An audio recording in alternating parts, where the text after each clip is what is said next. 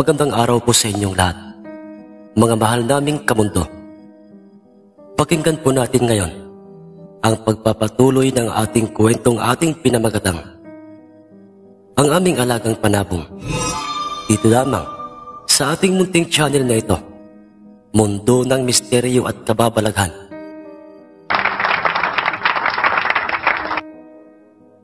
Ang puting panabong na yan, mga iho, ang magsisilbing tulay upang kahit papaano mga iho ay makilala kayong magkakapatid na mga kilalang mga sabungero. Ang dinig pa nilang tatlong magkakapatid na pagkakasabi ni Lolo Doroy, dahilan upang kami po, Lolo Doroy, magiging kilalang mga sabungero. Pero papaano po mangyayari yon? Huwag niyo pong sabihin, ang nooy nagtatakang sambit naman ni Itay kay Lolo Doroy. Oo, Datoy. Dahil ang puting panabong na yan, o ang inyong alagang panabong na yan ay hindi isang ordinaryong panabong lamang. Isa yang mataas na uring panabong. At ako ang nagkaloob sa inyo sa panabong na yan. Kaya'y magtiwala lamang kayo. Kung magkaganoon po, Lolo Doroy, maraming salamat po sa inyo sa sobra-sobra pong kabayarang ito sa lahat ng naitulong namin sa inyo. Ang tugsong namang sabi ni Tio Mores, bagay na ikinatuwa ng matanda. Maraming salamat din sa inyong tatlo. Mga iho, tandaan nyo ito. Mananatili ang hamog dito sa inyong lukaran. Sa tuwing sasapit ang gabi, hanggat nasa inyo ang pangangalaga ng puting panabong na yan. Paalam mga iho, at maraming salamat na muli. Pagkatapos na yun ay sabihin sa kanilang tatlo ni Lolo Doroy, ay nakita nila itong naglakad ng marahan patungong malaking punong nasa may parteng likuran ng aming lukaran. At pagkatapos noon, manghang tumalikod na rin at naglakad silang tatlong magkakapatid palayo ng aming lukaran. Alam niyo mga utol, hanggang ngayon ay hindi pa rin talaga ako makapaniwalang si Lolo Doroy ay kabilang sa mga nilalang na kung tawagin ay mga engkanto. Ang sabi ni Tay Datoy, ganoon rin ako, Datoy. Katulad mo, yun din ang nasa isip ko. Pero sino man siya o ano man si Lolo Doroy, ay hindi na yun mahalaga pa para sa atin. Dahil ang importante ay itinuring natin siyang hindi na iba at inabutan pa natin ng tulong, hindi ba? Ang sabi naman ni Tio Mores, tama ka riyan, Otol. Dahil yun ang totoong pinakang-importante sa lahat, ang makatulong tayo sa ating kapwa. Pero may iba ako, mga Otol. Saang sabungan at kaninong panabong pa natin ibabangga iyang hawak mong alagang puting panabong na yan, Kuya Mores? Ang dugsong namang tanong ni Tio Pining. Sinagot naman kagad yun ni Tio Mores at sinabi niyang, sa ngayon, Utol Pining, ay wag na muna nating alalahanin pa yan. Kung saang baryo ba o kung kaninong panabong natin ito ibabangga, ating munang matyagan ang ating panabong na ito. Alagaang mabuti at sa oras na ito ay magbigay ng sinyales, ay saka na natin ito dadalhin sa isang sabungan at ihahanap ng kanyang makakabakbakan. At nga pala, Utol, Datoy, ano yan, Kuya Mores? Utol, ano kaya kung sayo ko o ikaw na ang mag-alaga nitong ating puting panabong? Total ikaw itong may mga palahi sa inyo. Pagdating sa bagay na yan, Kuya Mores, ay walang magiging problema. Sagot naman ni Tay Datoy kay Tio Mores. Dahil doon, dumiretso na nga sila sa aming bahay upang doon iwan kay Tay ang naturang puting panabong na yon. Inilagay kagad yun ni Tay Datoy sa isang bakanting kulungan, katabi ng kanyang iba pang mga nakakulong na mga sasabunging mga panabong.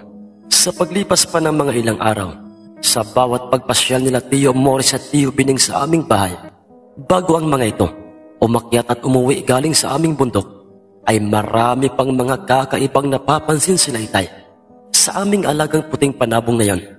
Dahil Sir Jess, bihira itong tumilaok, kalmado, at maingat nitong inihahakbang ang kanyang mga paa.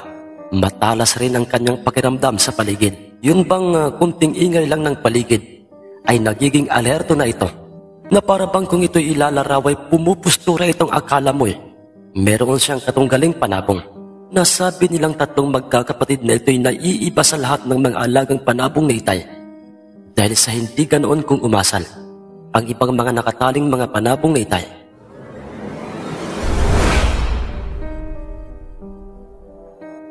Marahil nga'y totoong isa nga itong kakaibang sinyalis.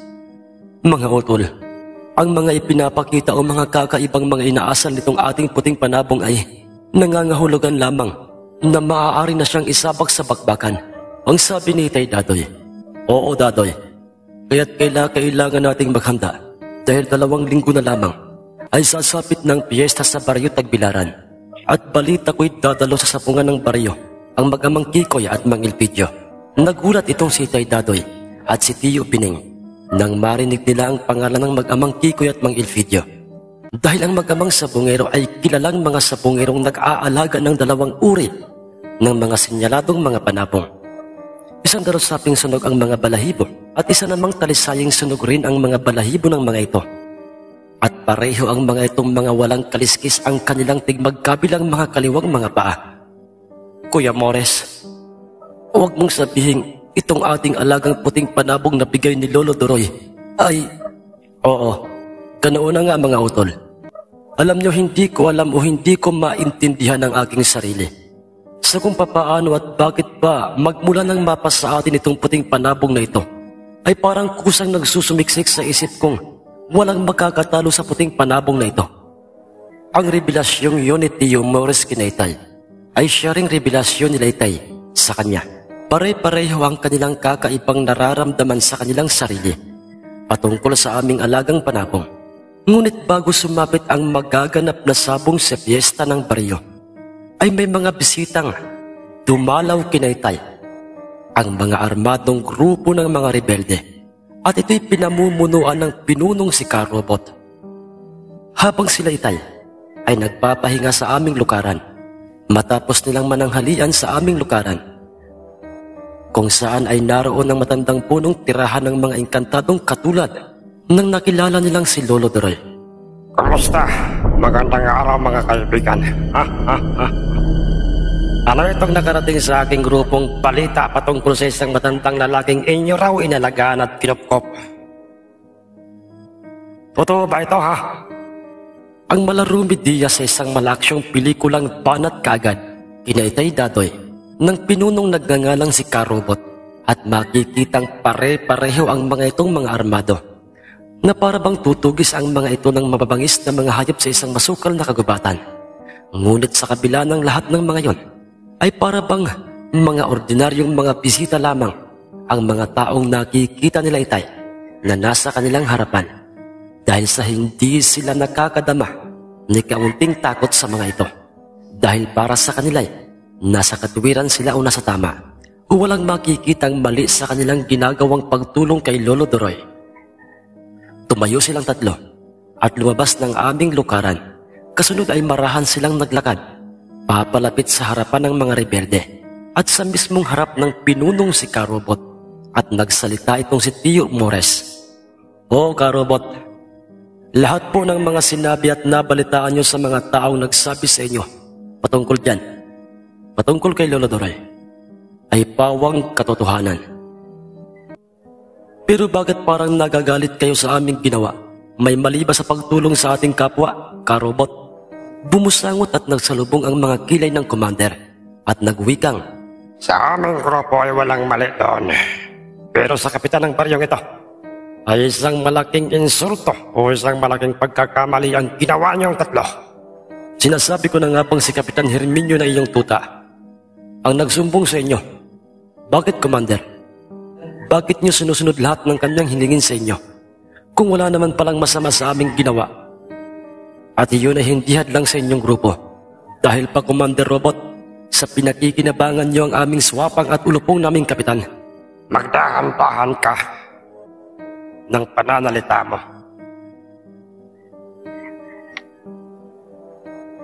Kung ayaw mong pasabugin ko yung malaking bunganga mo, totoo nga pala ang mga sumbong sa akin ni Kapitan, na kayong tatlong magkakapatid ay matatapang. Wala kayong kinatatakutan, pero tingnan lang natin kung hanggang saan yung tapang nyo."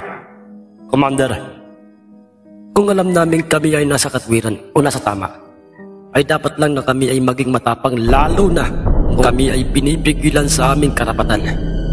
Habang sinasabi yun ni Tio Morris, ay makikita namang marahan ng itinututok ng mga tauhan ni Karobot ang kanilang mga armas sa direksyon nila Itay. Pues para sabihin ko sa inyong tatlong magkakapatid, ay kulang na kulang pa ang inyong tapang sa aming magagawa. Sige na, pulpusin niyo mga pata ng inyong mga bala ang tatlong yan. Susundin na sana ng mga tauhang rebelde ni Karobot ang kanyang ipinagagawa sa kanyang mga tauhan nang walang ano-ano'y. Bigla na lamang tumilim ang paligid at humampas ang malakas na hangin sa aming lukaran. Tumagundong ang kulog at lumangit-ngit ang kidlat sa kalangitan at bumuhos bigla ang malalaking patak ng ulan, dahilan upang nausyami ang dapat na sanay masamang gagawin ng mga tauhang rebelde, Inay Dadoy.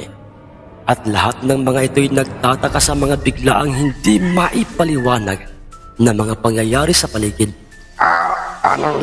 Paano bigla-bigla na lamang pumatak ang ulan o nagbago ang panahon ay samantalang kanina lang ay tirik na tirik ang araw at napakainit ng panahon? Anong ibig sabihin ito? Ano bang misteryo ng mundo ito? Pagkatapos na yun ay sabihin ni Karobot sa kanyang sarili, ay bigla na lamang silang nakarinig ng mga agresibong mga pag-aangil sa paligid nila.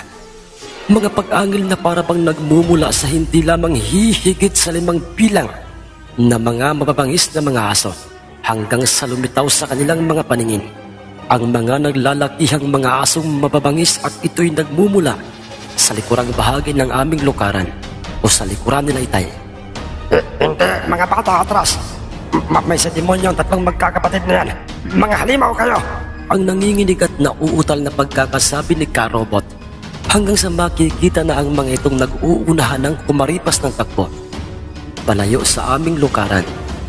At doon, hindi kaya si Lolo Duroy na naman ang may gawa ng ilusyong iyon na nakita natin at ng mga rebeldeng iyon? Ang sabi ni Tay Dadoy, "Oo, Dadoy, tama ka, siya lang at wala ng iba.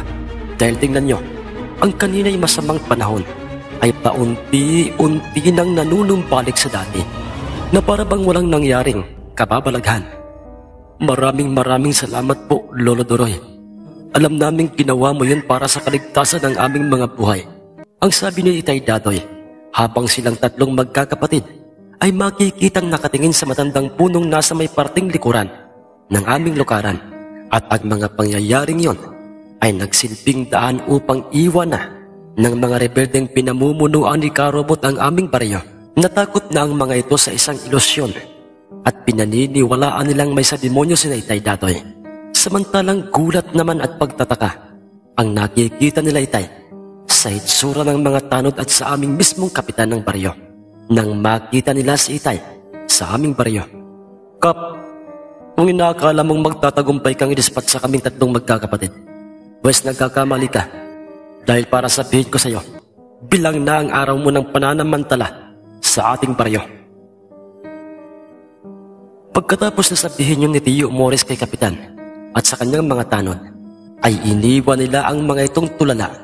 Ilang araw at gabi pa ang lumipas hanggang sa sumapit na nga ang kapistahan sa nasabing baryong kanilang pagdadaluhan o pagdadalhan sa aming panabong.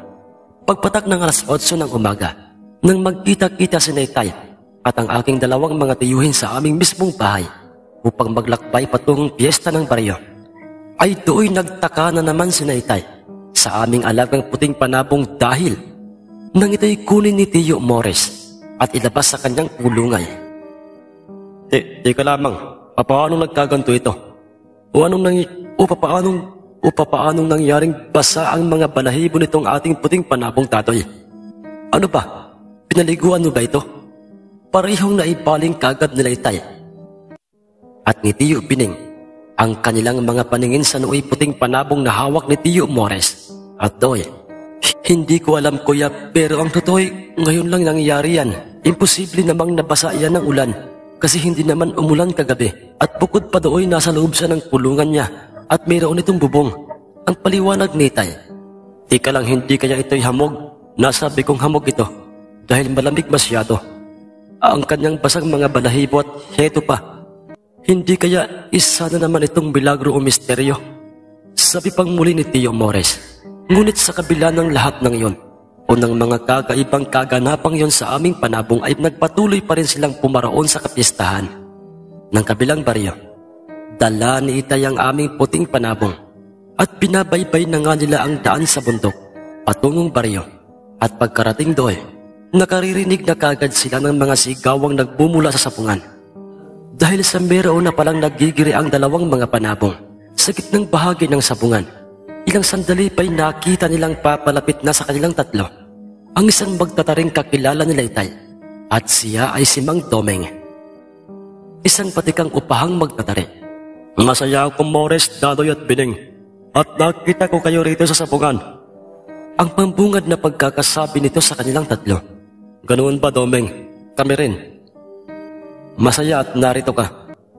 Dahil tamang-tama, kailangan namin ang iyong serbisyo bilang isang magtatari na siyang magkakarga ng tari dito sa aming alagang puting panabong na ito. Sambit naman ni Tio Mores. Ganoon ba? Sige, walang problema dyan. Kahit wag nyo na akong upahan, ayos lang, pero ipinapangako ko sa inyong tatlong magkakapatid na gagawin ko ang lahat ng aking magagawa upang maikarga lang ng pulido ang aking tari dyan sa inyong panabong. Salamat, Domeng. Pero teka lang, Domeng. Naririto ba ang mag-amang Kikoy at Elpidio? Naririto ba ang mag-amang Kikoy at Mang Elpidio? Yung mag-amang may alagang dalusaping sunog at talisayang sunog? Oo, Morris. Narito silang dalawa. Patunayan kanina pa silang naghahanap ng sabongerong may dalang panabong upang ibangga ang kanilang dalusapi at talisayan. Pero wala raw silang makitang sasabungin na pwedeng itapat sa kanilang panabong. Ganoon ba, Domeng? Pues sige, makikisuyo ako sa iyo. Ano yun, Morris? Puntahan mo ang magamang yon at sabihin mong baka matipuhan nila itong aming alagang puting panabong na ito. Sigurado ka ba riyan, Morris? Oo, Domeng. At kilala mo ako o kaming tatlong magkakapatid. Hindi namin ugaling magbiro kailanman. Kung ganoon ay sige. Nagdadalawang isip may sinunod pa rin nang magtataring si Mang Domeng ang ipinag-uutos na yun sa kanya ni Tio Mores. Natatanaw pa nilang tumatango-tango ang mag-amang Kikoy at Mang Elpidio. Habang kausap nila si Mang Domeng, ilang sandali pa'y nakita nila ang mga itong naglakad na papalapit kina Itay. Alam niyo mga iho, bilib ako sa mga sabongerong tulad niyo. Alam niyo bang kayo pa lamang ang nagkaroon ng lakas ng loob na sabihin gusto niyong itapat ko sa inyo? Sa inyong panabong na yan ang isa sa aming mga panabong na ito. Kaya naman ay sige mga iho, hindi ko kayo bibiguin. Itong talisayang sunog na ito na hawak ng aking anak na si Kikoy. At yang puting panabong niyo ang ating unang pagbabanggain ngayong araw na ito. Dito mismo, sa kapistahan ng baryong ito. Ang sabi ng amang si Mang Elpidio. Maraming salamat po, Mang Elpidio. Huwag po kayong mag-alala dahil pakikitaan po kayo ng magandang laban itong aming puting panabong na ito. Sabi pang muli ni Tio Mores kay Mang Elpidio. Sana nga iho, sana nga yan ang mangyari mamaya upang hindi naman masayang ang aming panahon dito sa sabungang ito. Sa pisa ng impluensya nitong si Mang Elpidio ay nangyari ang kanyang mga sinasabi. Pansamantalang isinantabi muna ng mga namamahala ng sabungan ang tatlong magaganap na sanang pakpakan ng mga panabong. At binigyang priority ng mga ito ang panabong nila Itay at ang talisayang sunog nila Mang Elpidio.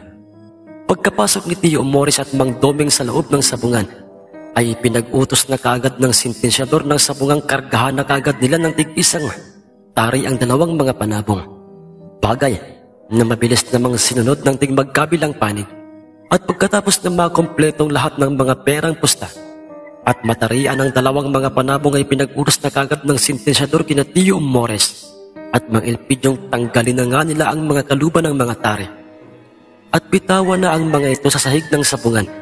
Matapos ang mga itong karehuin, tahimik ang paligid ng sabungan nang lumapat na nga ang mga paa ng dalawang mga panabong. Kalmadong katulad ng malagintong panabong ni Mang Kano. Kung ilalarawan ang nooy puting panabong nila Itay, hindi ito gumagalaw. Ngunit walang kurap ang mga mata nitong nakikiramdam sa nooy na kayuko sa lupa at parang gusto pang manghinaing talisayang sunog nang biglang pinalo ng sunod-sunod ng talisayan ng puting panabong.